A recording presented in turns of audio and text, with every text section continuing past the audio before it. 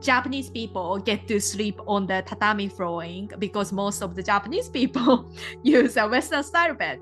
But it's part of the very traditional Japanese experiences that we can still get to experience. Japan is a perfect destination for deep thinkers like introverts because, we have a rich culture and history. So if you get to ask anything you find curious about, like you can get to find a deeper context, deeper meaning.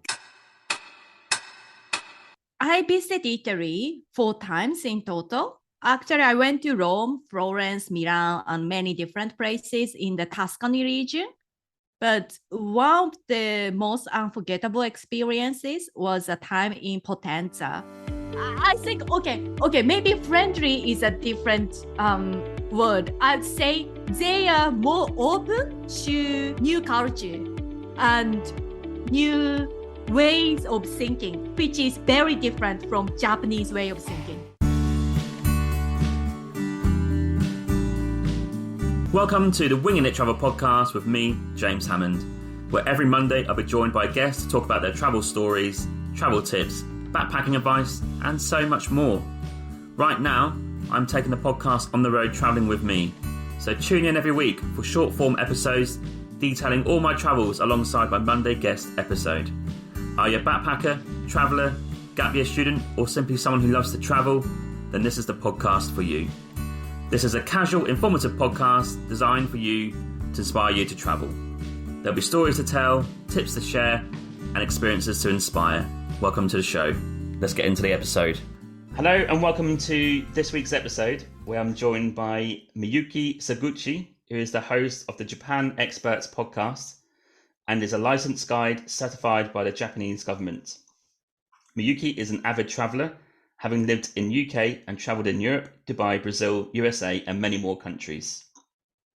Today, we're going to talk about Japan, Miyuki's podcast, what it's like to learn a new language in English and being an introvert, and also what's it like to be a tour guide in Japan, where she lives now. So Miyuki, Kon'nichiwa. Hello, how you doing? Yes, it's a great pleasure to be on your show. Thank you so much for the opportunity. I'm really doing great. Thank you. Fantastic. And please tell the listeners, where are you currently right now in Japan? I'm based in the southwestern part of Gifu Prefecture, which is located right in the center of Japan's main Honshu Island. Is it a popular place to visit? It's actually not a touristy area, so it's pretty convenient because it's right in the center of Japan, and it's between the western part of Japan and eastern part of Japan, where lots of international travelers visit. So hopefully more people can get to visit my region too. And it's great for you because if you're working, you can go east, west, south pretty easily. It's a good Exactly. hub. Oh, nice. Exactly. Okay. So we're going to start the podcast just getting to know you and some early travels in Japan. So you grew up in Japan, first of all, as a child and going into teenage years. So is that where you are now, or was that somewhere else in Japan? So I was born and grew up originally in a much more smaller village than the place I'm currently based, but it's in the same region. It's about actually half an hour away from where I'm currently based. That's my hometown. So yes. Nice. And how was that growing up in that small town? I've done some research on you, and you said that it's obviously quite traditional, and the thought of maybe speaking like a different language, going somewhere else, was quite extreme. Yeah, so I actually grew up in a totally monolingual environment of the countryside town in Gifu Prefecture. And I was a very typical shy Japanese girl before moving to the UK.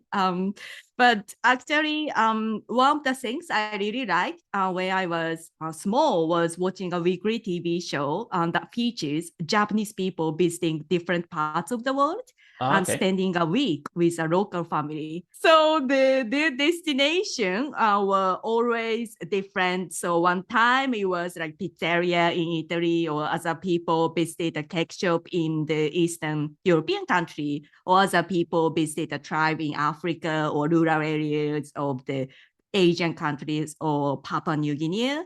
But what happened was that these people arrived at their destination without knowing too much about the local culture of the country they visited. But through the 1 week period, they got to stay at the local family's house, had a meals together, participated in their daily activities, and really get to know the people. And in the end, they all seem to have built a deep bond with the locals and to be truly inspired by their adventures. And I really liked this TV show because I was fascinated and encouraged by the fact that world is so big. And I was very curious about learning different cultures and meeting people from different countries. Yeah, that's same as me, pretty much. In terms of like watching those little travel shows, I used to read like a little atlas book. So it had like every country with a flag. Japan flag, capital is Tokyo, population is this, the currency is yen, all these different bits of information. Does that mean that when you were a child, you didn't travel that much? So actually, I was very fortunate that my parents took me and my sister to many different parts of Japan. Okay. So yeah, we went to the Japan seaside, the Hokuriku, the Pacific coastal areas like Kanagawa, Shizuoka, Aichi, and the mountainous areas of the Chubu region, the central part of Japan. And also we visited the major popular tourist cities like Tokyo, Kyoto, and Hokkaido. I had an opportunity to travel around different parts of Japan, but not really the international travels. Okay. And what were some of your favorite places in Japan that you were visiting when you were a child? We've been to like so many different places, and I remember like I really like to stay at the ryokan, which I will talk about it later in detail, Yeah. to try out the local foods from the different parts of Japan. And yeah, it's not only the particularly like one spot, but like just like various memories from different trips. Right. That's great because we are going to talk about Japan more in another section later in the podcast, which I'm looking forward to because I've been there. We can talk about some things that I've experienced and you can give me some more tips. One of the most memorable trips from my childhood was the one to Hokkaido because it's quite different from the main Honshu Island. I, of course, enjoyed eating lots of seafood. That's one of the great things in Hokkaido. And but I know it was like when I was in the sixth grade in the primary school. So I was like 11 or 12 years old. But even still at that time, like I liked travel planning. So I created a handwritten itinerary. So that was one thing my parents were really impressed and surprised at Oh, me wow. doing that. So Yeah, that's crazy at that age. Wow. So that kind of brings me on to a few years later where you decided that you want to learn English. How did you come to that conclusion that you wanted to learn a new language and why English? actually, I decided to study abroad because I wanted to see the world. Yeah. So I feel many Japanese people decided to study abroad because they love English. But in my case, I didn't like English that much. And I was more interested in the different cultures and the people living in different countries. So that was kind of bigger motivation for me. And then you moved to UK at Yes. 18 to study abroad. So where did you go to first?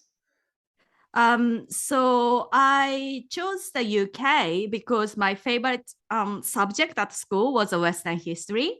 So it was kind of the natural move among Yeah. the choices I had, which were the USA, Australia, and the UK.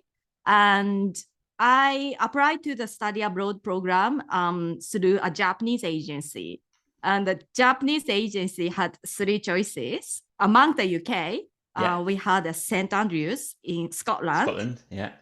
Bangor, and Aberystwyth in Wales. In Wales, oh God, okay. That is a very hard word to say. Aberystwyth. It's quite hard. It's Welsh, it's too hard. I can't say it. Aberystwyth. Oh, yeah, it's difficult. That's three interesting choices. Yes. Small places, very small places. Yes. So which one did you choose? So I decided to go to St. Andrews because it's the Scotland's first university and very prestigious one. Yeah. And it's also famous as the birthplace of golf. Yeah. And as a place where the Prince and Princess Wales studied. They did, yeah. I think that's where they met, right? I think they met there. Yes.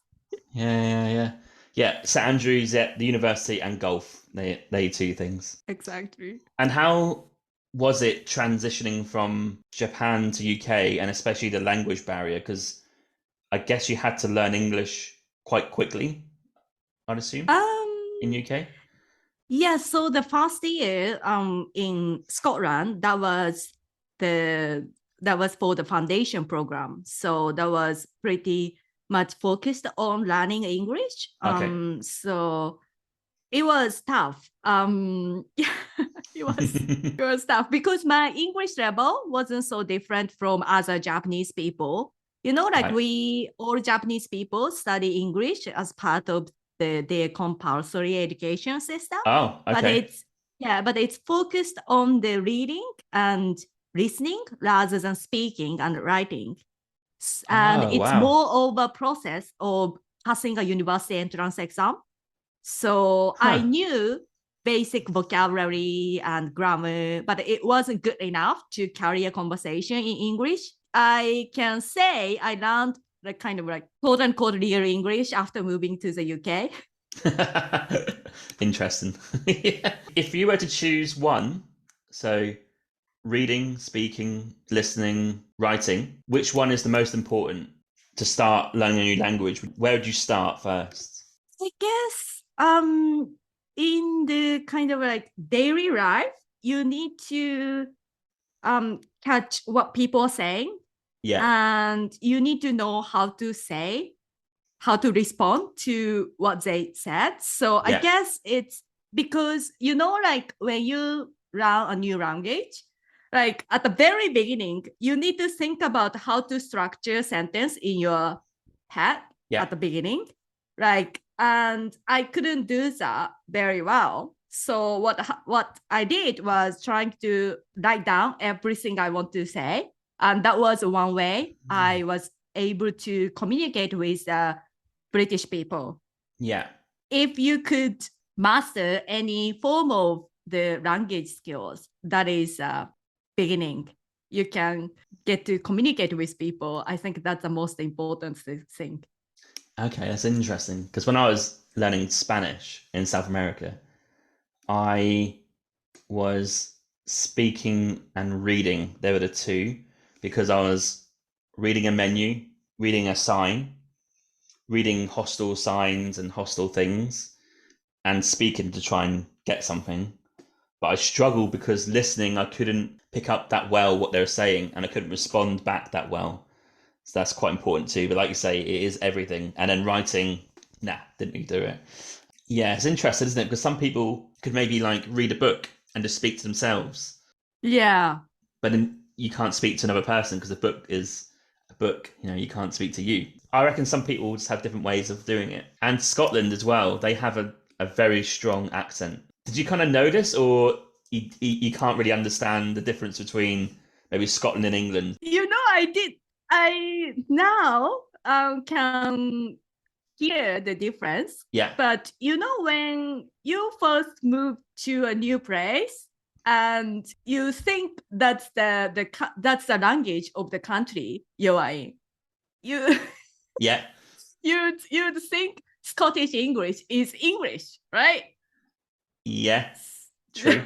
Because that's all you know, right? Yeah. But yeah, so I guess it was good for me because I started with a Scottish English, so I didn't have any problem hearing what they are saying. Yeah. And when I moved to the England later, I didn't have bigger challenge because it was easier for me to hear what they were saying. So makes sense. I get that. Okay. And then when you're in UK studying, did you travel around the UK? And what were some of your yes. favorite places? So I've been to lots of places Yeah. in the UK. So in my first year, I took a lot of excursion trips to nearby towns to visit castles and whiskey distilleries. Okay. Very, very Scottish. From big to small. And I also visit cities such as Edinburgh, Glasgow, Dundee, Perth, and Stirling. Yeah. And I loved Edinburgh. The castle was great. The district with small alleyways was also fun, and city's landscape was stunning. Yeah. But one of my first trip to England was to York. Oh, nice. Okay. Yes, Yeah. and I went to York Minster. It was the first time for me to see the cathedral on such a big scale. So I thought it was very impressive. And the city is surrounded by the historic walls on which people can walk. So that it was a new experience for me too. And I also remember visiting Blackpool. And Blackpool has a different feel. Yes, it will. It's a seaside resort. It's famous for its impressive ballroom dance floor. And we also enjoyed eating fish and chips as we walked into the pier. I went there with my Taiwanese friend, and that's where we learned about the proper way of eating fish and chips, which is with salt and vinegar. That's actually one of the things I really miss because in Japan, you can get thick potato fries, but we have them with ketchup. See, I would have it with ketchup still. So salt, vinegar, and ketchup. But I would also have mushy peas. Did you have them? Yes, it's not my favorite, but fair enough. It's an acquired taste. I love them. I miss them every day. Mushy peas on the seaside. Doesn't get better than that. Yeah. And one other things I also would like to talk about is my trip to Oxford. Yes, please. Because I visited Oxford when I was still living in Scotland. And by this time, it was after at least 10 months after I moved to the UK. So by this time, I already had a good experiences of visiting British cities and towns. But when I visited Oxford, I fell in love with the city immediately. So I decided to move there. So I love the history, like beautiful architecture in the city. And yes, and one thing I still cannot forget from this trip was services I attended at the Christ Church College of the Oxford University. Yeah. So I went to listen to a church choir singing.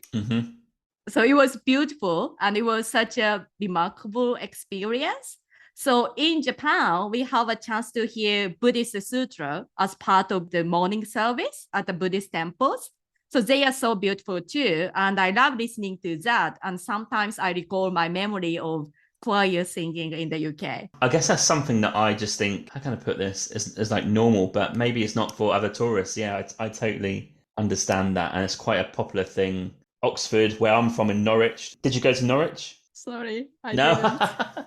So they have a massive cathedral and there's choirs in there and all this sort of stuff. So it is quite a thing to do if you're one of those like cities with a big cathedral. Yeah, that's cool. How was life in the UK for you? Was it easy to adapt? Was it easy to become British for 3 or 4 years, or was it quite difficult? So it was very tough at the beginning for my first year. But after the first year and after I moved to England, it was much more easier for me and much more enjoyable because I got to understand what people were saying at least. Yes. And any advice for someone now who is thinking about moving to UK, who is not from the UK, like me, like maybe someone who's, I don't know, could be Taiwanese, could be Chinese, could be Japanese, could be anyone. Any advice for someone who is thinking about studying there or going to live there? I always recommend any people, especially Japanese people, to study abroad because it's like your travel experience that will give you a bigger perspective, like expand your perspective, and have the opportunity to gain the new experience and to see the bigger world. So that's something I would always recommend to people. Yeah, I agree. And do you also speak to the people that you met there? So, friends that were maybe Japanese or locals that you met, do you still keep in contact with people in the UK? Yes, UK, because I had spent a longer time in the UK, so of course, but also from my trip in the past, I still being in touch with these people. Yeah. And the Japanese people, did they stay? The ones that are on your course, or did they go back to Japan? I guess some people had stayed and some people had left. Yes. Or actually, I spent first 4 years. Of course, I went back to Japan for a holiday Yeah. in the summer, but I had stayed in the UK for the first 4 years, and then I came back to Japan, and then I decided to return to the UK for my postgraduate program. So it was two different times Ah, so the postgraduate time, where was that in UK? in London. In London. Ah, and how did you find London? Like when I was living in Oxford, I already had a chance to visit London. So I had an idea about what the city is like. It's like very international, and I wanted to live in a bigger city. And I was studying the journalism. Yeah. So it was a good location to get access to like media organizations and financial institutions because I was studying financial journalism. So it was a perfect place to study journalism. And of course, there are lots of tourist attractions too. Oh yeah, so much choice. Where did you live in London? Which part of London did you live in? I lived in Angel. Oh, Angel. Okay. Yeah. Yeah, It's like North North London. Central. Yeah. Yes. Yeah. It's quite a cool area actually. That's a good place to be. Yeah, that was not too far from that is actually the area where my university was Yeah. located. Okay. So Got it. Okay. So we're going to go into sort of the travel portion that you've done. So you're in UK, so you must have traveled to Europe in both of those times. So we're going to talk a few places today. We're going to talk a bit about living in Japan as a tour guide also and a podcaster and being an introvert, which is quite an interesting conversation. Actually, we'll start with introvert first. Because really? yes, because I'm keen to discuss this a little bit. Then we'll go into your travels in Europe. So why do you think you're an introvert? What are the signs to say, I'm definitely an introvert? Because I've got some ideas too, but I'm keen to hear what you say. Right. So there are a lot of characteristics about being an introvert. And Yeah. some of the things that are often said are introverted people are more sensitive to what's around them. And they need some time alone to re-energize themselves. There are some social introverts too, but generally speaking, introverts are more comfortable with having a one-on-one conversation rather than a big group discussion. And they like to observe and research first and think a lot before they speak and ask deep questions. I agree. Here's another thing which makes me think I'm slightly introverted is, like at university. University is a great example, right? You're at university and there could be a party or a big gathering of people. I just used to get a little bit nervous and like, oh, I was never like, yay, let's go. I was always like, oh, okay. And I had to be kind of like force myself to go because it is a bit too much. All these people, there can be a lot of shouting, a lot of drinking. So for me, I used to be like, oh, not wishing it was over, but relieved when it was over, I think. Do you often felt tired after going to these places? 100%. Oh, I think you are the fellow introvert traveler. For example, like traveling is a great example. If you go to a hostel, right, and you meet loads of people, brilliant. I'm all for meeting people. I like it, but I just need a break or just need an hour or two just to, be by myself. I think definitely you are introvert. Which is weird to say for a podcast, isn't it? Because we meet people all the time, but then we are one-to-one, not in a group. Yes, that's something I really like about podcasting. Yeah. And yeah, we get to interview people, but it's always a lot of times it's more the one-on-one setting. So yeah, it's definitely easier for me to speak. Yeah. Okay. I tell you what is another difficult thing for me. On my other podcast I have, which is a coffee podcast, I do it by video and I go into quite busy places because they're normally cafes, right? So recording a podcast in a cafe when you got some people looking at you is, for me, it's like it's the edge of like nervousness and edge of like I could easily say no, I'm not going to do it, but I have to like just do it and force myself. It's quite an interesting dynamic. That's good. That's Yeah. good. You are gaining new experiences. That's good. Yeah, just trying to push the boundary a little bit, but it's okay. Yeah. Okay, so we'll come back to introvert later on for your podcast, but for Europe, so you went to Italy. Now, this is a very popular discussion on my podcast. Italy is good for a number of reasons: the food, the fashion, the amount of places you can see and visit, the history, the wine, the weather, the language. There's so many things. So where did you visit the most in Italy and where did you like the most? So I visited Italy 4 times in total. So actually, I went to Rome, Florence, Milan, and many different places in the Tuscany region. Mm-hmm. But one of the most unforgettable experiences was a time in Potenza, a charming hilly city in the southern part of the Italy. That's partly because it was one of my very first solo trips. And I went there to visit my Italian friends that I met in Scotland.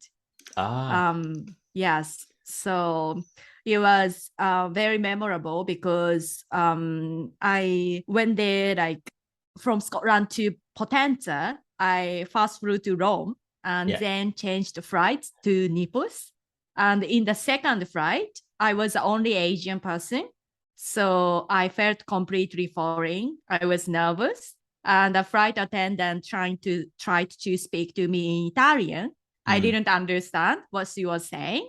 Yeah. Luckily, an Italian gentleman sitting next to me helped me out. And when I arrived at the airport, my luggage didn't arrive. So I was clueless. I had no mobile phone at that time. So I had no idea on how to contact my friend. But in the end, my friend came to find me. So I was saved. And during the entire time of my stay, I stayed at my friend's house. So my friends invited me to meet and communicate with their family, friends, and neighbors. And they had never met a Japanese person before. Yeah. So they taught me basic Italian words and phrases. So we managed to interact with each other using these words, like written communication and body language. So this was one of the very early immersive travels that I had. And this trip definitely encouraged me to travel more and got to know the locals and get to know their culture. So that was a memorable trip. So how did you communicate with your friend and their family? Is that in English? Or could your friend speak Japanese? How would that work? So my friends came to Scotland to study English during the summer.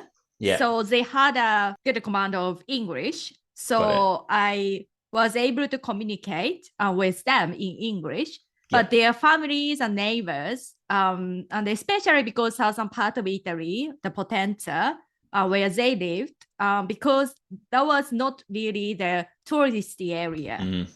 And that was not really so exposed to other cultures, especially the Asian culture or the Japanese culture. So, Yeah. of course, their parents didn't speak any other languages except Italian. So, yeah, I already had a pleasure to learn some of the Italian words while I was in Scotland. While they were in Scotland, and we met and we communicated with some Italian words. So I knew a really like very small amount of the Italian vocabulary, but Yeah. that's pretty much it. So yeah, most of the communication was probably through the body language. Which Italians do a lot of body language, like all this, right? All the hands and. That's a great experience though, because you've got someone who's local to the area, so you can go and see things. Like if I went there on my own, I'd probably like research where to go, but that's not a real local place. But you have a local contact, go to a local place to eat, drink, or see. Yeah, that's amazing. Yeah. That's actually the best way to travel, and that's my favorite part of the travel experience. And in Italy, what was your favorite food that you had? Because there's got to be so much choice, but what one did you love the most, or what dish? You know, like what many other people love, like pizza, pasta, but some of the things I really remember, because it was kind of like a long time ago, but I still remember is that because that's probably one of the things surprised me, or yeah, that was a new experience for me, was that they like Italian people like eat some of kind of the biscuits in the morning. Sweet stuff. Yeah. Yeah. Mm. These traditions are very different from Japanese culture, for Yeah. example. It's not, yeah, it's not only the one food, but probably I was more inspired, or I got more interested in the setting, for example, because Italian people like to eat very late. Yes. And Very. they Yes. like to eat in a big group. Yeah. They like to get together after the dinner, and yeah, that kind of environment I really liked about. Yeah, that is one thing they do really well, is just getting together, albeit quite late, because they sometimes sleep in the day, right, for 2 or 3 hours. Yes. Italy was one of my first countries I went to, and that surprised me that 2 p.m. things started to close. I'm like, what's happening here? And they all go to sleep for 2 hours, and they all reopen back at 4 p.m. or 5 p.m. And then you see all the people come out and have dinner together. Yeah, it's a totally, even to UK, totally different culture completely. I met 2 Italian people in Vietnam on a boat, and we were talking about breakfast. And I was like, Italians, we all know to eat pasta, pizza, all this. I was like, what do you have for breakfast? And they said, sweet bread, sweet biscuits. And I was like sugar? They're like, yeah. I was like, that early? She's like, yeah. And she said, oh, what do you eat in a breakfast? I'm like, bit of toast, bit of eggs, maybe some baked beans if you had those in the UK. And she was like, no, that's way too heavy. And I was like, oh, wow. But maybe it's because they had so much food late at night. It's too late, so it comes back round. You're not that hungry in the morning. So maybe you reset to where your hunger comes back maybe like late afternoon. Maybe that's how it works. I'm not sure. Yes. Sorry, this was correct name. Panzanella. It's a salad. Oh, okay. I've never heard of it. It's based on the like bread. Yeah. But this is delicious. Very delicious. Okay. Panzanella? Panzanella. Yes, probably the pronunciation wasn't so. Panzanella. No. It's a salad. It's a like using the like farm bread. It says, but okay. it's not doesn't look like a bread though. It's a salad. Oh, it looks really nice. Yeah, it's got salad, soaked stale bread, onions, tomatoes, cucumbers, basil, olive oil, vinegar. Oh wow, sounds really nice. Yeah, seems like it's one of the specialties from the Tuscany region. Yes, that's what Wikipedia says. Yeah, because I went to Tuscany, like kind of like 1 week trip. That's a great tip. Okay, before we get to Japan, we're going to discuss a few more places. So you went to Dubai, which I have never been to. So tell me what your experience was like in Dubai. Yeah, of course. After coming back from the UK, the first job I had was a travel journalist. Ah, And nice. as part of my assignment, I went to Dubai. Yeah. Yeah, so my job as a travel journalist was that basically I met and speak to the people working for the travel boards Oh, yeah. tourism boards from all over the world. So Mhm. they came to Japan to sell destinations, Yeah. hotels, and facilities. And I got to meet them and speak to them and to hear about their best destinations in their countries. And yes, and one of the trip that was organized by the Jumeirah group. I don't know if you have heard of the name. The hotel group that runs the seven-star properties in Dubai and elsewhere. Okay. And I had a pleasure to join the press tour that was organized by that company.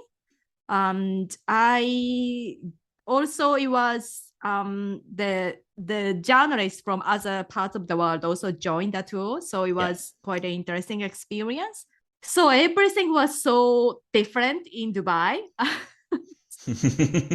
The things I really enjoyed were some of the cultural experiences they had provided, like the camel riding, like driving in deserts and the mixology class. And, like you at the one of their properties, we had to take a boat where we were staying and to other places like the souk market. And the evening time it was the open air restaurant with a belly dancers dancing in the middle, and Yeah. these very different experiences from what I was used to in Japan and other parts of the world. And what I really like was mocktails. Muslim people in Dubai, they don't drink. And so Yeah. mocktails were very Mocktails. Yeah. popular. Yes. And there were so many varieties. And I got to see the sun setting on the horizon in Oh, the wow. desert. So Nice. it was stunning. Yeah. And because we don't get these experiences in Japan, we have like so many high buildings. And so I couldn't believe it was a kind of a same planet we live on. Mm. So yeah, and I went there in December, which is actually the good time to visit. But it was like very surprising. It was very warm still.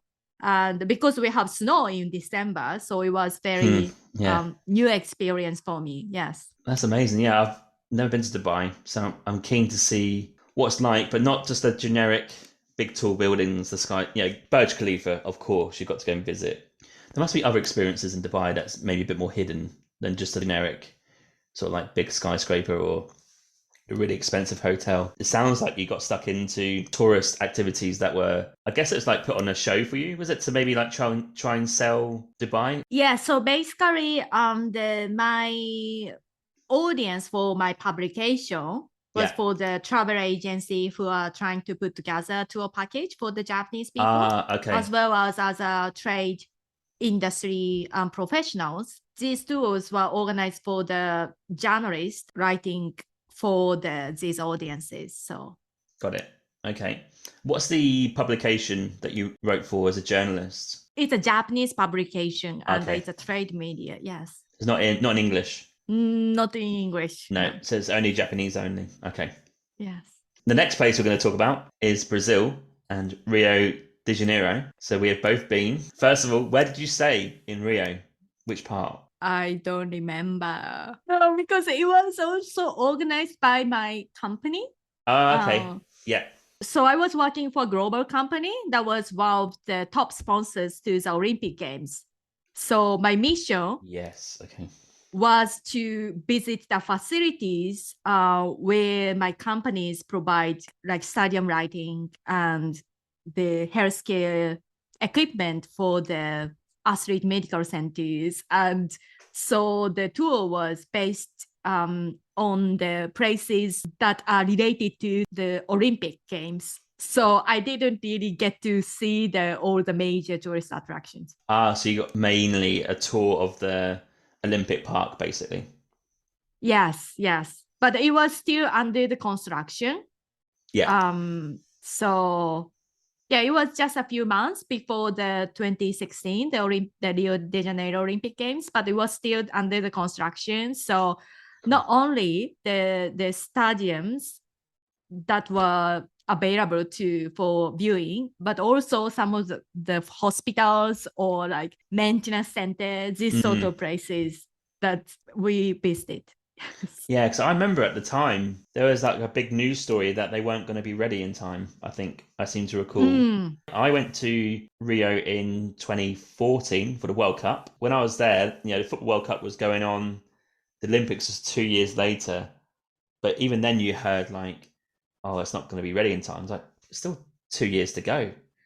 But like, yeah, as we know, that they went right down to the last minute almost to the games. Did you get to communicate much with the Brazilian people? Yes, yes. They were very nice and friendly. Yeah. And one of the interesting things from this trip was that I got to meet, because my company had a office in 180 countries, and there are lots of kind of journalists as well as corporate communication people from different parts of the world, and they got together in the Rio de Janeiro. So I got to speak to not only the Brazilian people, but also other people from the South American countries and the elsewhere. So it was quite an interesting experience for me. Oh, awesome. There's quite a big Japanese population in Sao Paulo, right?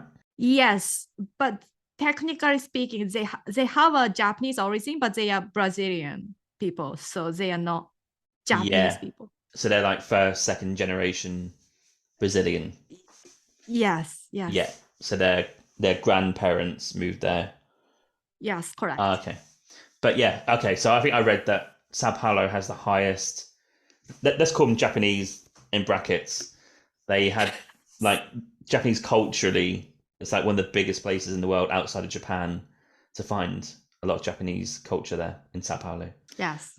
Let's move on to Japan. Of course, we've got to talk about Japan. That's where you work, where you live. So, first of all, what are you right now? Are you a tour guide working for the government or working for a different company or other travel tour groups? Are you just travel guiding as an independent or do you work for different people? So basically, I have a licensed guide certified by the Japanese government. So I do offer some tools like independently, but I also like to help international travelers design their trip in the way that they can create a much deeper and meaningful experience in Japan. That's one of the main things that I do currently. And when people book this tour, are you the tour leader and you take the tour group yourself, or do you connect with different tour leaders in different places in Japan? How does that work? So basically, my guests are more of the independent travelers. Okay. So I don't usually, I have worked in the past, but currently I don't usually work with the agencies. So you like create an itinerary for someone coming to you for like, I don't know, 2 weeks. You can create an itinerary for what they want to see and do, and then they go and do it themselves. So what I currently offering is to provide the knowledge and information they need to plan their trip. So they will work on their itinerary by themselves.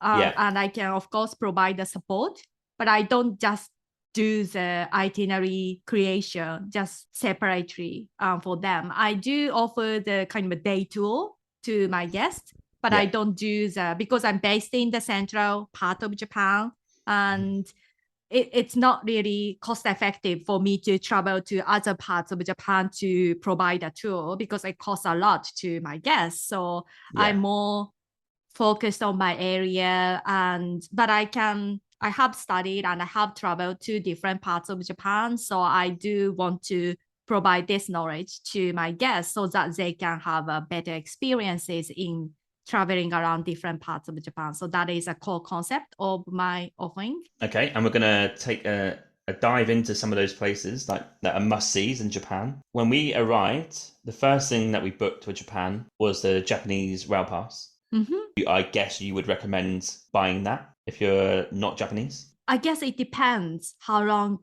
they would stay in Japan and how many days they would travel by railways. That is Shinkansen, that is a bullet train service in Japan. The best in the world, I think. The fastest anyway. Yes. What I want people to understand is if you do get the Japanese rail pass, unbelievably quick. Like, this is hard to... You may be just used to it, but you went to UK, so you'd know, right? The trains in UK are so bad. Slow, old. And when you go to Japan, it's like going forward 100 years because the train is so fast and so good, and you can get a long distance in a short amount of time. So I do recommend if you're going for like 2 or 3 weeks and you want to go to different places, I think that's quite cool to have one of those passes. Yes, I'd definitely recommend traveling by public transport method, as I mentioned. But you can take public transport. Like you can get on Shinkansen without a JR pass. So it's just like whether like how much discount you'd like to get by traveling. So I definitely recommend traveling by public transport by Shinkansen. It's one of the most effective way to travel around Japan. Okay, and what are some of the places that you would highly recommend a traveler for going to Japan for the first time to go and see? Yeah, so it's hard to choose a few places for me.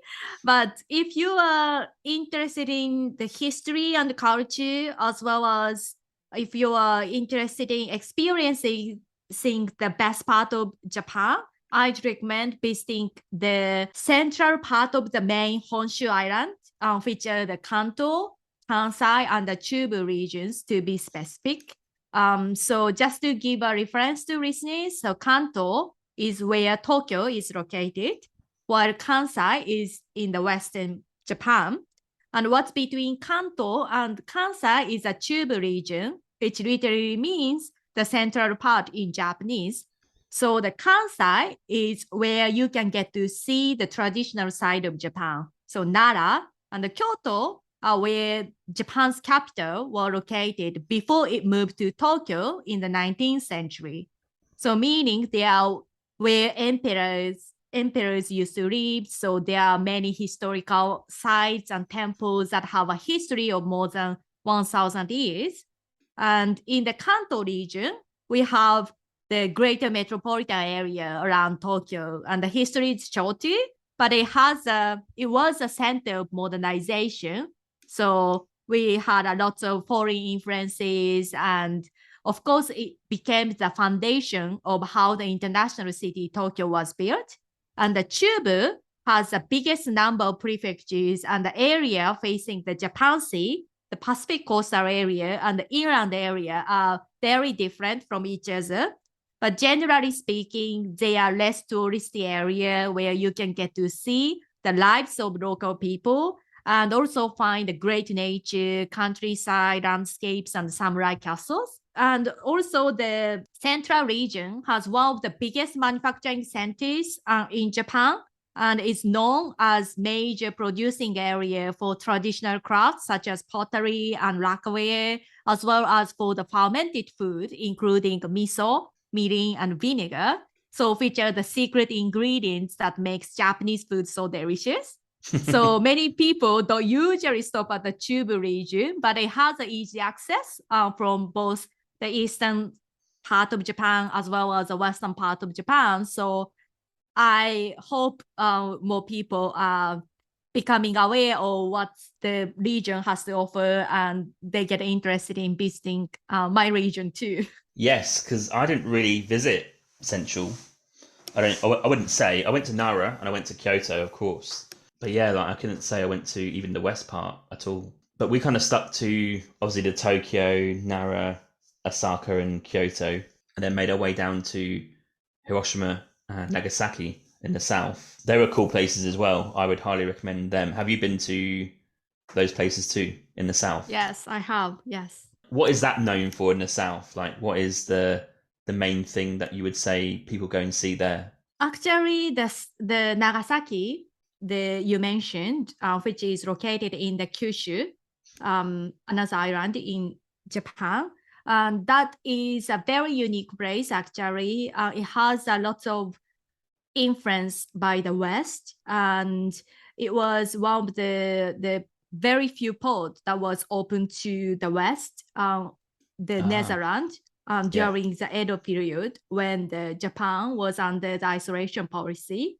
I've been to Nagasaki last year, and I've noticed the city is very different from the rest of the Japan, and also I've noticed the people's characteristics was even different from that of the people living in other parts of Japan. How do you mean different? Probably that's partly because it's attracts so many tourists and travelers from other parts of Japan. And it's one of the very popular destinations for school trips. Even the local people who don't really work, travel, tourism related job, people are so friendly. You know, like you have been to Japan, you may have found that the Japanese people are generally nice and friendly. Yeah, 100%. Yeah, but Nagasaki people, I think because of the history and what they have gone through in the history, I think they are friendlier in a whole different level. Oh, so like even more friendlier.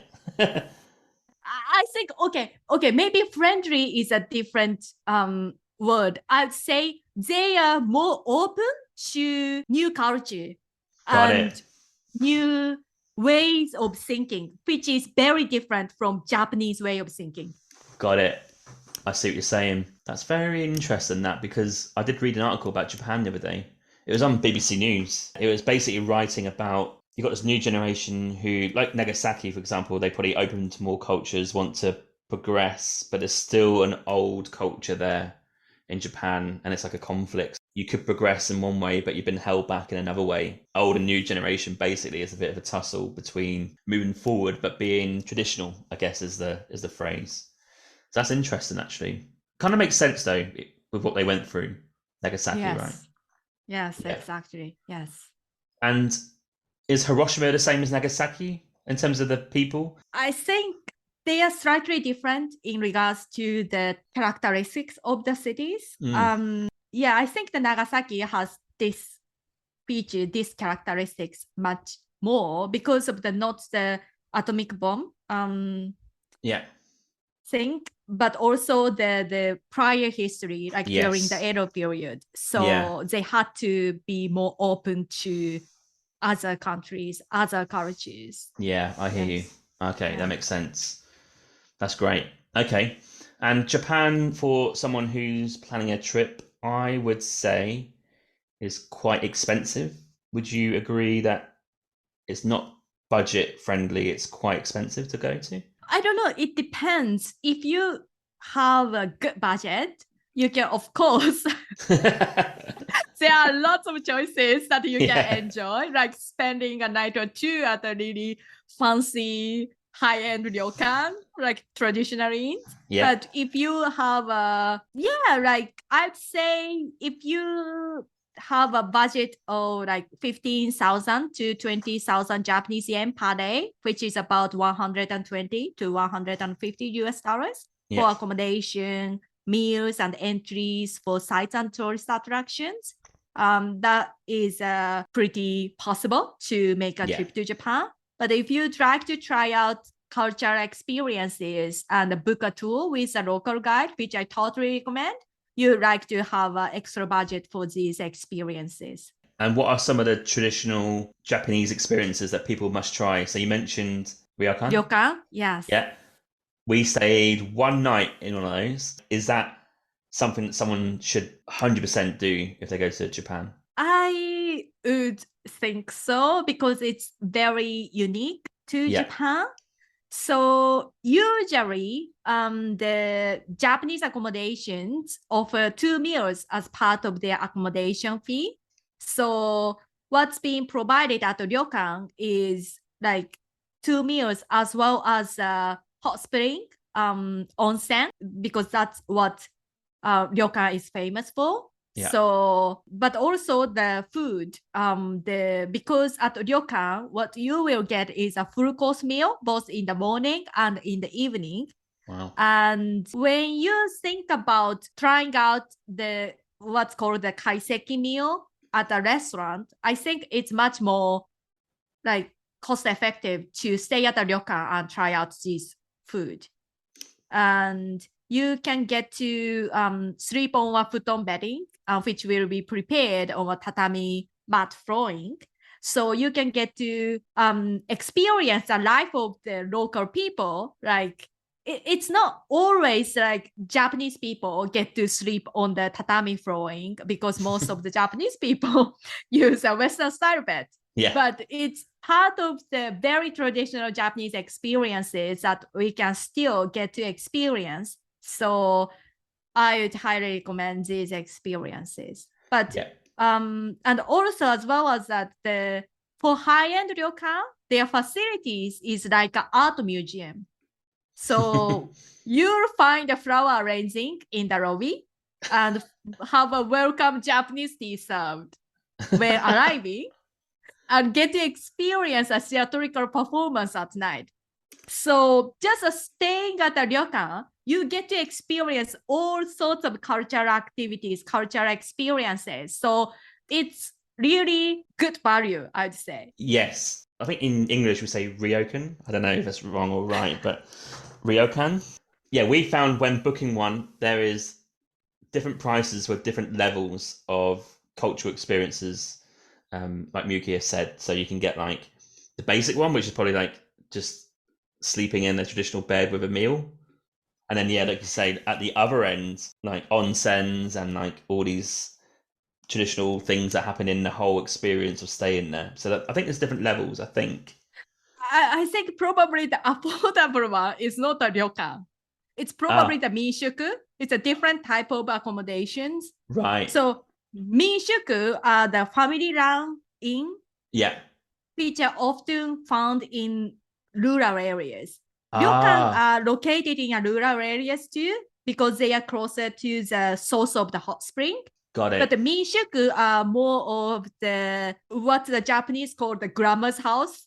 Oh, okay. Yeah. So it's everything is a kind of a Japanese style. You can get to sleep on the futon.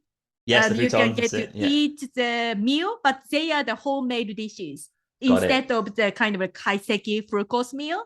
So it's a different type of accommodation, I would say. Okay, got it. Yeah, I remember sleeping on those. Yeah, that's interesting. And also, you mentioned onsen.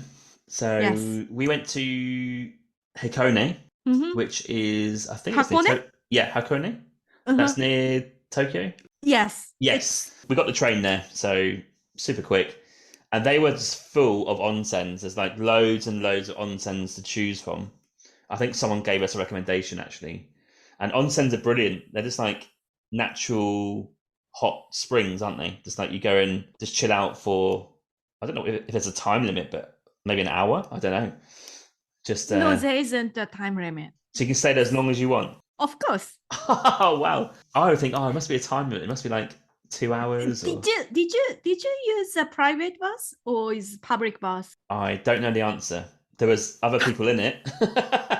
Okay. If that's the case, it's a public bus. So if that's the case, there is a no time limit. Okay. So some ryokan usually have a 24 hours.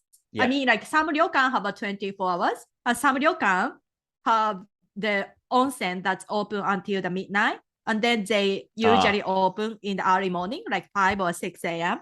Got it. Okay. Yes. Yeah, I think this is public.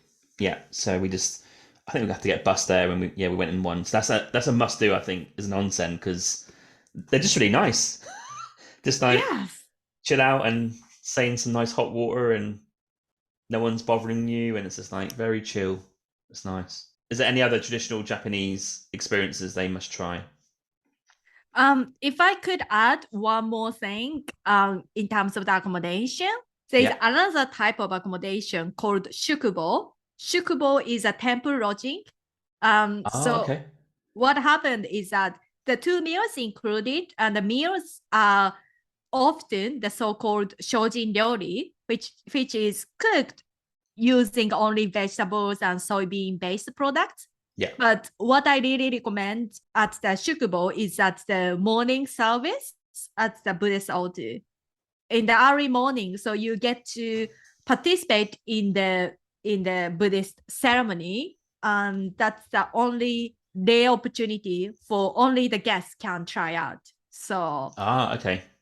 you That's good. can get to hear the monks Yeah. chanting sutras and hear their teachings directly. So, which is a Ah, very precious opportunity. that's great. Yeah, yeah. Okay. And what about Mount Fuji? Would you say it's worth climbing? So, Mount Fuji is only open during the summer. Yeah. And of course, the hikers and the people who love mountains really love the activities, and also the sunrise. Yeah. Like watching the sunrise Mm, is one of the popular activities at the Mount Fuji. yeah. But for Japanese people, Mount Fuji is not for hiking. It's Ah, to gaze at them from the far end. yeah. I understand. It's a sacred mountain, Yeah, and yeah. it has a different meaning to the Japanese people. Got it. Okay. Yeah. If someone's planning a trip, what is the minimum time you would need in Japan? So let's give you a bit more context. Let's say, because I have quite a few listeners from USA, Canada, and of course Europe. So if they were planning a trip to Japan, how long do you think they would need at least to spend for their vacation? Japan is not a small country, and as you could imagine, so I would think 2 to 3 weeks would be Yeah. would be a good length. If especially if you want to visit different regions of the main Honshu Island, Hmm. and even if you want to travel to different islands. Okay, 3 weeks is good. And do you need to know the Japanese language as some basics? Would that help? So definitely, because like Japan is a mono-ethnic country, so with a 98% of the population being Japanese, Hmm. and what may be even more surprising is that only 1 in 4 Japanese people has a passport. So meaning that many Japanese Really? people are Huh. not accustomed to foreign languages and customs and people from abroad. 1 in 4. So Wow. yeah, so Japanese people study English at school, but it doesn't mean they are comfortable speaking in English. So knowing the basic words and phrases definitely help, because Japanese people would appreciate your efforts and they will be more open to speaking to you. Hmm. So, but if you are traveling to major attractions, you will find English signs, and if you ask for the directions, chances are you'll find someone who's willing to help. So you don't have to worry about too much. But if you are seeking meaningful interaction with locals and have a good understanding of the culture, you definitely want to hire a local guide, because they will give you fill you in the details Hmm. and explain the context and the background that you'd need to understand better and travel deeper. Okay, that's very interesting. 1 in 4. I cannot believe that. I don't know why I thought it was more. As in, like, I thought more Japanese people travelled. Oh, wow. Surprising. Yeah. Okay, and food. We've got to talk about food. Do you want to hear something that maybe you're not going to like? I don't like Japanese food that much. Which Japanese food have you tried? I do not like sushi. Mm-hmm. No chance. And I love, like, not like, I love Japanese curries. So I had a lot of Japanese curry in Japan. Because I don't eat too much meat, I found it quite difficult. But I love ramen there as well. But it's got to be vegetarian ramen or vegan or vegetarian ramen. So I like those two. Japanese curry and ramen. Sushi I didn't like that much. There's one thing I did like. The Japanese pizza. Okonomiyaki? Yeah, that's the one. Yeah, I love that. That was really good. We went to like a real local place. Yeah, she made it. That's really, really good. What can you tell people that what's to expect in Japan for food? People probably, as you mentioned, would first think of sushi when they think about Japanese food. But sushi is actually not a everyday food for Japanese people. Okay. And that's something we eat at a restaurant and something we can buy at the sushi place. Yeah. But it's not definitely something we cook at the home, or it's not really the homemade dishes, right? Got it. So what we eat, usually the staple food for Japanese people is boiled rice. So what people like often get for Japanese style lunch, for example, is a donburi mono, which is a bowl of rice with some topping. So the topping can be anything from meat to fish to vegetable to tofu. So this is one of the very popular dishes. And people may also like to have the teishoku, which is a set menu, which usually includes a bowl of rice, a main dish, either meat or fish, small dishes using vegetables, and a bowl of soup, like miso soup usually, or noodles in soup are also popular in Japan. So we have udon noodles, which are made of wheat flour. There's a type of noodles called soba, which is buckwheat noodles. And we have ramen, but also in the summer, we eat thin wheat-based noodles called somen. So we have a different variety of noodles. So these are much more popular everyday food for the Japanese people. Have you tried any of these? I love udon noodles, yeah. So I used to have the rice in the bowl. Yeah, I can't remember what it's called. Donburi? Donburi, that's it, yeah. So I had the bowl of rice with, at that time, vegetables, but I did occasionally try pork, I think. Yeah, I did used to have that. And also the ramen, of course, I used to have that quite a lot because we found, especially in Tokyo, we found a few places that we stayed at where they serve vegetarian ramen, so that's cool. It's just, I'm more of a curry person. It's just a personal choice, right? I love like Indian food, for example, and Thai food. Like that very just like rice and sweet or hot, spicy curry. But Japan was fine. Like I love the set meals in the morning. You know, for breakfast, what do you normally have in Japan for breakfast? At a hotel or at home? In a cafe? You know. We used to go out for breakfast, like in a cafe, and there'd be like a set menu of... Cafe? Yeah, in a cafe, yeah. Like a coffee and an orange juice, and there used to be like a set menu. So many Japanese people have a kind of bread. You know, like we have a different types of bread, like from sweet to savory. Okay. And these are the popular choice for the breakfast for the Japanese people. Okay. They are also available at a cafe. Yeah. Okay. And iced coffee. I saw a lot of Japanese having iced coffee because we went at the end of summer and it was hot. But do you want to hear a funny thing? I thought Japanese people were drinking Coke. I've never been in a place where iced coffee was popular until I came to Canada and USA. Before in Japan, I was like, why are people drinking like, it's a black drink, right? Like, why are they drinking Coke this early in the morning? And it took me ages to work out, no, it's cold coffee, iced coffee. I was like, oh, all right. I always have coffee hot, even in hot countries, I have coffee hot, not iced. I couldn't understand what was going on, but there you go. I don't drink coffee so much, so. Okay. Oh, and tea. You drink tea? I'm more of a tea person, yes. What tea do you drink? Now I drink more the green tea. Green tea, yeah. Yes, but I like different types of tea. So. Yeah. We went to this matcha tea place as well. And we done that. That's pretty cool in Tokyo. Is it an introvert friendly destination, Japan? Yes, I definitely think so. There's one place that I got scared that I couldn't go in. You know, izakayas? Sometimes they're like a bit underground and it's like smoky and there's a lot of businessmen in there. Yeah, it's a bit intimidating for me to go in. I don't know why. Yeah, but usually, maybe not so much izakaya, but usually there are a good number of restaurants that you can go in And like lots of introverts like introverted people like to travel solo, right? Yes.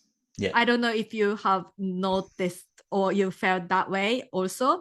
Yeah. But so the Japan has lots of places that are friendly to solo travelers too. Yeah. And there are lots of restaurants that have kind of solo eating facilities, or like Okay. you don't get a suspicious look if you ask for a table for one. So and also like you mentioned the shared guest house.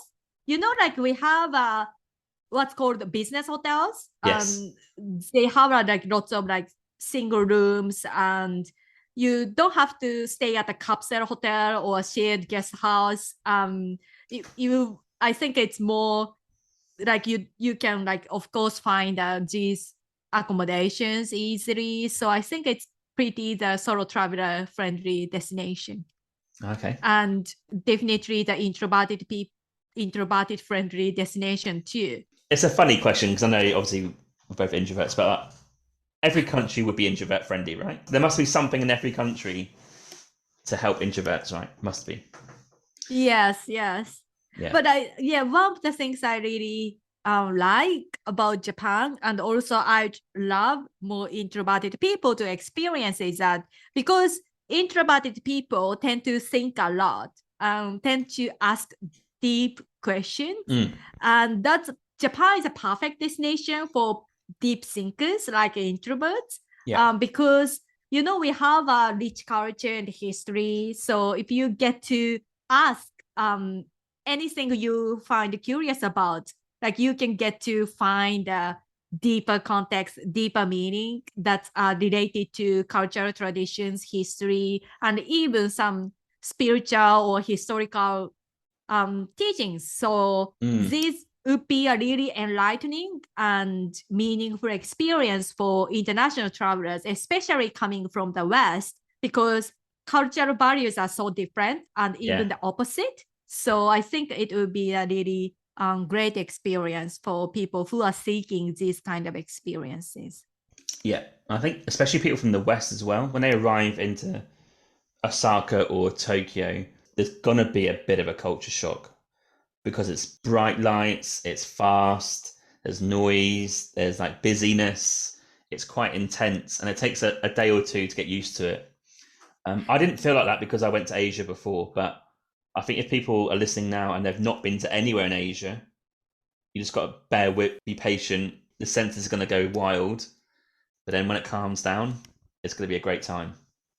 Yeah, but actually, that many people might have an image of kind of like busy cities for Japan, but actually, most part of Japan are not busy cities. They are more of the countryside and rural areas. Yeah. And I think that's, for me, that's Japan. Like rural areas and the countryside are more of Japan. Yeah. And because introverts I think they are good at observing things, and they are good at like using five senses. So I think like visiting these kind of like quieter, less touristy countryside, rural areas really give a good inspiration for people. And I would highly recommend people to visit these different parts of Japan and more the countryside, rural areas, so that they can get to notice the beauty of the natural landscapes or the regional characteristics that Japan can offer. That's definitely one thing I totally recommend. That's great, which kind of leads me nicely onto your podcast, because obviously you would talk about all these types of things on your podcast. So your podcast is called the Japanese Experts Podcast, or Japan Experts Podcast, should I say. What do you intend to tell the listeners? Is it more about one place in Japan one week and then another place another week, or do you get guests to come on the podcast? Like, how does it work in terms of your strategy to tell people about Japan, and what's your premise? So the aim of my podcast, Japan Expert, is to help international travelers design their trip to Japan in a way they can create their unique and meaningful experiences in Japan. So I strongly believe that the real benefits of traveling are felt when you learn something that impacts your life or your perspective at least. And this can be achieved through gaining new experiences, talking to people and hearing their stories, thoughts, and experiences, and reflecting on what you've learned. So I've learned a lot from my international travel experiences, which have impacted on my personality, perspective, and ultimately like my life. And I want to help people gain such experiences in Japan. As I mentioned, like Japan is a great destination for people, especially like coming from the West because of the different cultural values. But definitely there are the language barriers, cultural differences, and as I mentioned, Japan has a rich history and culture. But so my hope is to help international travelers learn more about Japan before visiting. So I believe like knowing more about Japan will help them with their travel planning, but also this will help them to travel deeper. So, and also I hope like knowing more about Japan will give them the confidence they need to travel independently and relieve the stress and anxiety that they may have. So I like through my podcast, like I've covered history, landscapes, culture, traditions, and places to visit, and many other topics. I aim to cover a lot more about these topics as well as the language and how to better communicate with locals. And I'd like to like provide more the deeper knowledge than simply talking about major destination, major tourist attractions in Japan. Yes. Yeah, this is great because if I'm honest, when I went to Japan, there is a lot of stuff written about Japan, but a lot of it is just go to Tokyo. I'm like, yeah, I know that. If I had a podcast like you, I could see your podcast episode and like, oh, you're talking about that one specific thing there. That'd be good to know. So this is great because you break it down into smaller pieces, talk about it, and provide some valuable information. So this is brilliant. And do you always have just English speaking podcast episodes or is it Japanese as well? So it is an English speaking podcast. So because my audience is international travelers. Yeah. So and a Japanese audience? I have a good percentage of, like you can see the listener chat and I have a good percentage of listeners in Japan, but I assume they are like non-Japanese people. Yeah. Originally coming from other parts of the world. Yeah, it's an interesting point. Imagine if they weren't. Imagine they were Japanese. That'd be very interesting because they're listening to a Japanese person speaking English about their own country. That'd be quite a very unique niche audience if they are Japanese. But I do think they're probably like me teaching English or having a job in Japan. I think they would be that. Actually, one of the listeners and my Instagram followers, he is originally from the US, but he was really interested in my project, what I do. And he actually teach at one of the Japanese kind of vocational school, and students are learning English. And typically speaking, the Japanese people who haven't been abroad, they are not so passionate about talking about Japan. And this American guy really impressed about what I do because I seems like I always talk about Japan, like really passionate, like I'm really passionate about talking about Japan. So he told me that he encouraged his student to listen to my podcast. And that's good. That's great. And it's actually one of the things that I would like Japanese people to realize is that, and that's one of the things I've realized through my international experience, is that you need to know Japan, you need to know your own country to be able to communicate with people from other parts of the world. And if you don't know so much about your country, international experiences are great, but your origin is always should be like your country. And I think that's part of the reason and part of my motivation that I wanted to come back after spending some time in the UK and to learn about my country. And that's why that is my motivation, that the things I do currently. So to tell the beauty, tell the values of the things we provide in Japan. Yeah, that's a great aim and a great idea. You're right about that, about people don't tend to speak too highly about their own country if they travel internationally. For UK, for me, I'm like, nah. So there you go. That proves your point, which is pretty bad. But yeah, you probably seen more UK than I have. Yeah, you know? actually, I wanted to share really great things about the UK. But I knew your audience is more from the UK and Western countries, so I don't know, but maybe, yeah. No, it's always good to get a different perspective on how you see the UK. Because there's always a difference between being a local and being a tourist. Yeah, you see the same place, but like the real low level nuances about the local people, travel, like how it really is always going to be different. But that's good. Do you also do other things apart from your podcast and your travel guide stuff? Is there anything? Are you still a journalist? Do you still write? I do offer tours, Yeah. as well as like travel course, like provide a travel resources. Okay. And Yeah. I also work with local governments Okay. and and help them with some tourism related work. Oh, that's And great. some promotional project. Yes. Oh, that's Like great. PR and promotion project. Yes. That's fantastic. Okay.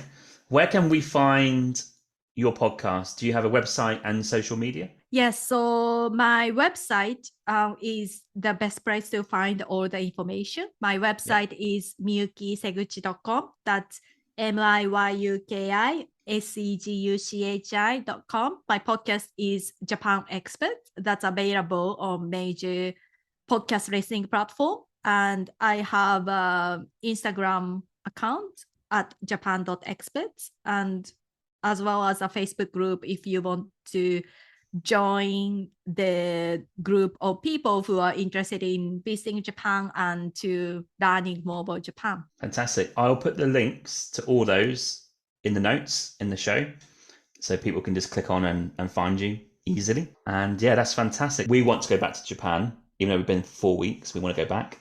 And like you say, see the rural areas, not the cities, but more the countryside.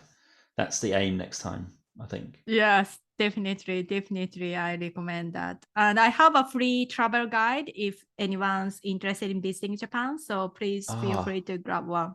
It's available on my... Yeah, I'll grab a link off you for that. Yeah. Yes, thank you. That's great. So I'm going to finish the episode with some what I call quickfire travel questions. There'll be a mix of travel and podcast questions because you're a podcaster, so I like to throw a few questions in there. They're normally your favourite things. Are you ready for the first question? I am. Okay.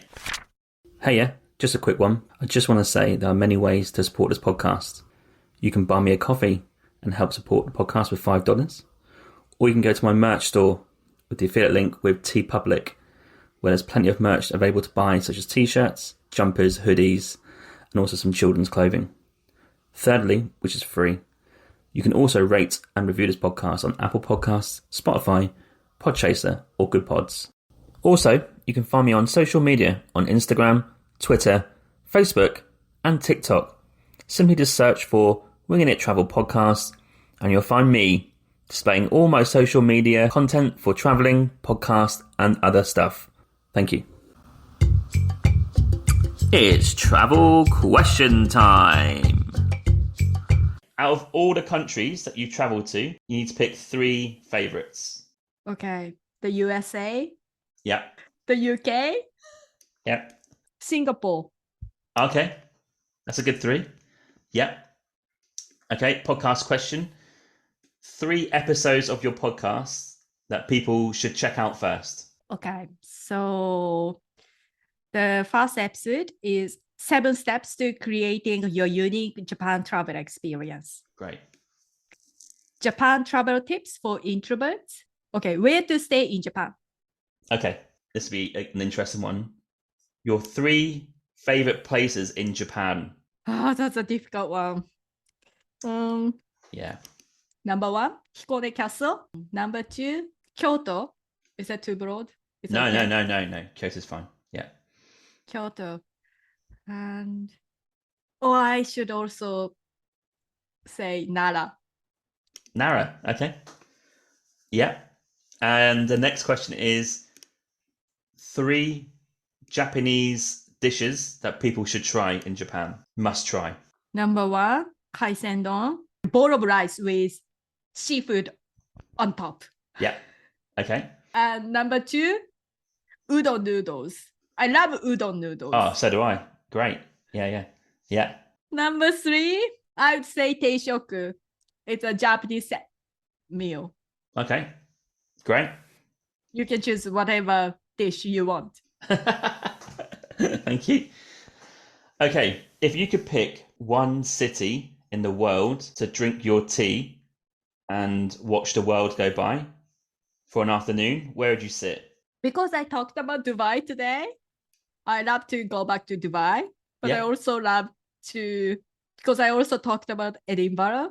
I also would that'd be a good place. like to go back to Scotland someday. So maybe Edinburgh, maybe Dubai. Okay, that's great. If you could live in one country that's not Japan, not UK, for 1 year, where would you live? US West Coast. Good answer. What is the best beach that you've been to? I'd say New Caledonia. Oh, wow, you've been there? Yes. Oh, wow, that's crazy. Okay. Yeah. Planned to go there, but we didn't quite get there. Oh, nice. Okay. 3 countries that you've not traveled to that you'd love to travel to next. Australia, Canada, New Zealand. Oh, I mean, I've been to Canada. Oh, yeah. Okay. You can't include that. I'm in different parts of Canada. But okay. Australia, New Zealand. But I really want to visit different parts of Canada. You can say Canada if you want. It breaks the rules, but you can say it. But I like to, either Canada, my third choice, Canada or Scandinavian countries. Okay. Yeah, either or. Yeah. 3 countries, but Scandinavia. But Scandinavia's got like 10, that's fine. Yeah. Okay, what is or has been your favourite walk or trek on your travels? Yosemite National Park in the US. That's a great place. Okay. What is the hidden gem in Japan? Small gardens at unknown temples in Kyoto. Okay. That's a great tip. Definitely. The countryside and rural areas in central Japan. Small island that's accessible from Nagoya. Okay. Yeah. So it's really local place, but I'd like to do the tour soon. Okay. There are lots of seafood, not only sushi, but there are lots of different types of seafood. Okay, that's a good tip. I like that. Okay. What is your favorite landscape? I'd say sunrise. Yeah. I love mountains. Yeah. Okay. Sunrise and mountains together? Not together. Okay. Okay. I like sunrise. Yeah, but like sunset in Dubai was beautiful. Yeah, that sounded great. Yeah. Yeah, and it's difficult to choose one, but mountains like kind of like I saw the sunrise on the it's a Japanese traditions. See the sunrise on the New Year's Day. Okay. Yeah. And that was beautiful. Okay, that's cool. Okay, last question to finish the episode is: can you tell listeners why they should visit Japan? It's a very unique country. It has every possibilities. It has so much to offer. It's a safe. It has a unique characteristics such as safety, punctuality, cleanliness, and so many varieties. So whatever you are looking for, you'd find something you'd like in Japan. So I totally recommend visiting Japan. That's brilliant. Okay, Miyuki, thanks for coming on to the podcast and making time. It's been a great chat, and I've learned a lot more information about Japan that I never knew. So thank you so much. Thank you so much. It was a real pleasure to speak to you. Thank you so much for the opportunity. I really enjoyed the chat too. Yep, can't wait to release it. It's going to be great. Thank you. Thank you. Thank you for listening to my Winging It Travel podcast episode today. You can find me on Instagram at James Hammond Travel or Winging It Travel Podcast. You can search for both. I release weekly clips of this podcast episode, as well as photos from the last 8 to 10 years of my travels. You can also follow me on TikTok, Facebook and Pinterest by searching Winging It Travel Podcast. I do release daily content to do with travel and the podcast throughout the week. Also check out my website, jameshammond.org. There's content about myself, my travels, and there's also a newsletter sign up as well as a contact form. Finally, please rate and review the podcast on Podchaser. This is my platform of choice. Alternatively, you can rate this on Apple or wherever you get your podcasts from. This really helps the podcast gain a bit of traction for the future in terms of guests and content. And I'm glad to see that you guys are listening out there, reviewing it and enjoying the content so far. Stay safe, stay humble, keep listening, keep traveling, and I'll catch you soon. Cheers, James.